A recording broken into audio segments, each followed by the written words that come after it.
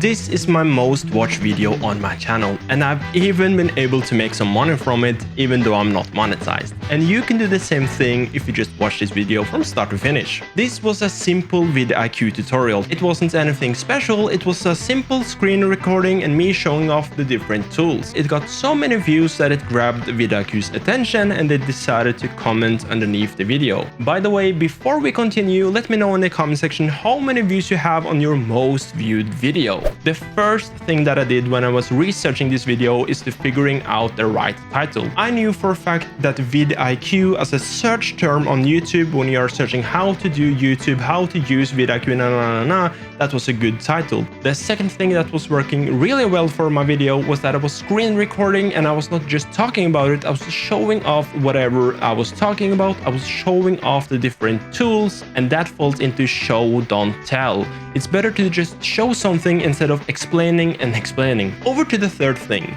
The title itself. It was clean, it was simple, and it was easy for both YouTube, the algorithm, to understand what the video was about, how to use vidIQ for YouTube.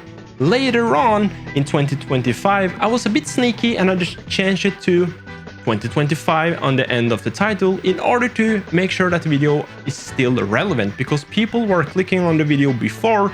Then we were switching years, and I decided to, okay, let's update it to 2025 so it will give it another boost. Even though the video wasn't monetized, I've still made some money from it because I've been using affiliate links. If you go to my description right now, you will find a link to vidIQ where you can purchase a vidIQ subscription. If you decide to sign up to vidIQ and you purchase some of their description plans, vidIQ will simply take some of the money that they make from you when you are signing up to their product and split it with the creators. If you, for example, are showing off something in your videos or you have some sort of gear or something, just make sure that your links that you put in your description are affiliate links. So when someone clicks that link and they decide to purchase whatever on Amazon from your link, you will get a small kickback. I was super lucky and someone decided to click my link and they decided to sign up to vidIQ. If you want to, you can do the same thing. It will help out the channel a lot. Over to the next thing. The video is still getting views to this day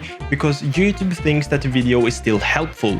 The topic how to use vidIQ for YouTube is something that people still are searching for, hence why I decided to change up the title to 2025 so it still feels relevant. In order for you to do the same thing, have a searchable title, make sure that the thumbnail matches and that the video matches whatever people are searching for, and if you're able to update your title later on, that's good.